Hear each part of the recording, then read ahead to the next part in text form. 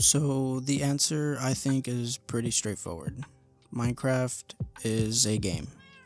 A game where for most, no matter how hard the game gets or how bad you mess up, you can simply just hit respawn and try again with no real world consequences. At the end of the day, you're still just sitting down in your chair or your couch and can at any time turn it off and walk away. But I think in there lies the hard truths about oneself as to why.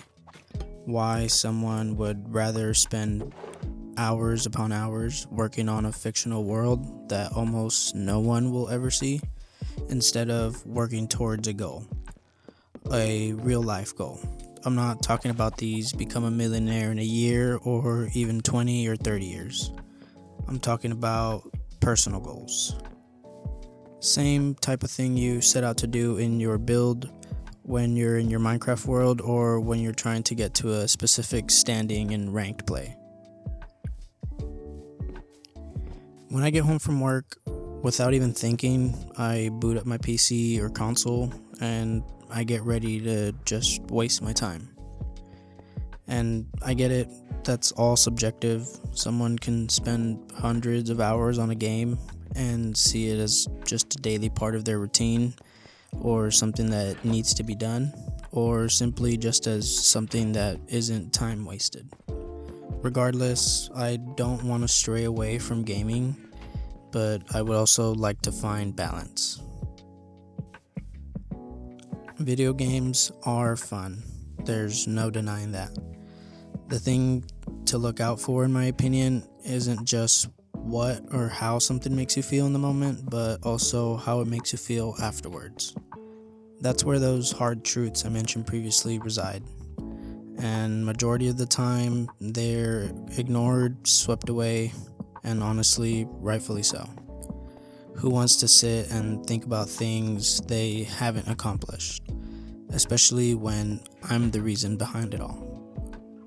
Well, I'm starting to grow tired of the feeling and would like to change that. How? Who the fuck knows, but I'm gonna try. And I know how ironic this guy wants to stop playing Minecraft so much that he wants to keep playing Minecraft. Yeah, I get it. You got me there, and honestly, I've got no excuse. I'm doing the complete opposite of what I've been saying up until now, but in my head, it all makes sense. Rule being, I only play Minecraft if I'm recording and using it as a means to express myself or anything else.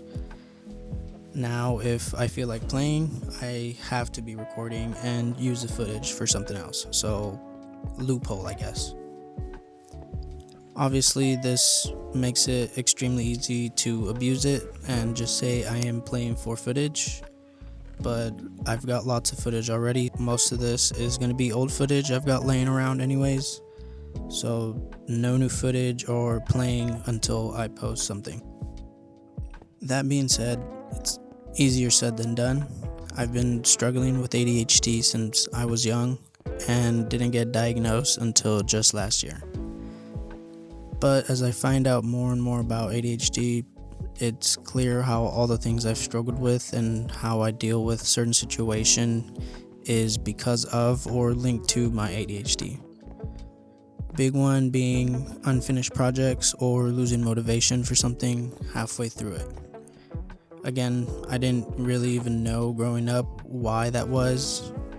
I just knew that it was and acknowledged it, but never really put in the effort to overcome those challenges or learn to live with them in a more productive light. This one might be a deep cut for some. Growing up, I watched lots of Cartoon Network, Nickelodeon, and Disney Channel. I'm sure lots of you guys did too. One of those shows being Nickelodeon's Jimmy Neutron. As far as I remember, there was a couple episodes with a particular villain named Professor Calamitous. This guy really stuck out to me even back then, because even though he was a genius evil scientist, he could not for the life of him succeed at anything because he could never finish a single thing. And I remember even in middle school as a 13, 14-year-old, I related to him as someone who was always talked up by teachers and employers as being top of the class or team and being a fast learner. I still viciously struggled with completing tasks and being easily distracted. And it's just really difficult to finish the task at hand unless there's some sort of direct supervision. I related with him so much that I even had him as my profile picture for a couple years after that. And that alone is insane to me, how even back then I realized something was different. Others can easily do things that they're asked of without needing some sort of micromanaging. Not knowing what it was or why, looking back now, I wish I could have just told myself why I was struggling so much. But then again, I was under a different mindset back then. Who knows if I would have even done something about it if I would have known. It was so bad, I think I even changed my Twitter name at the time to something like Garbage Man Blank with my name at the end, thinking that's all I would amount to in life, being a garbage man. Mind you, this is now around 8th to 10th grade, and I graduated in 2015. Yet I only found out I was diagnosed with ADHD last year. I really don't feel like I would have had the courage to change anything the way I was living my life then. I had a part-time job, came home from school, did no homework whatsoever, and would spend all night playing Call of Duty, Pokemon, or Minecraft. I was living the life, or what I thought it was at the time. I can't keep that up now. I mean, I can and have, but it's not the same. I can't sit down to game for hours like I used to without feeling at least a little bit guilty, knowing there's other things that my time could be better spent on. There's no homework, my job stays at work, my wife and son have everything they could need as far as necessities go, so why do I still feel guilty? Is it just because those same feelings I had for all those things I didn't finish or start due to anxiety or whatever are all still there? It feels as if they never went anywhere.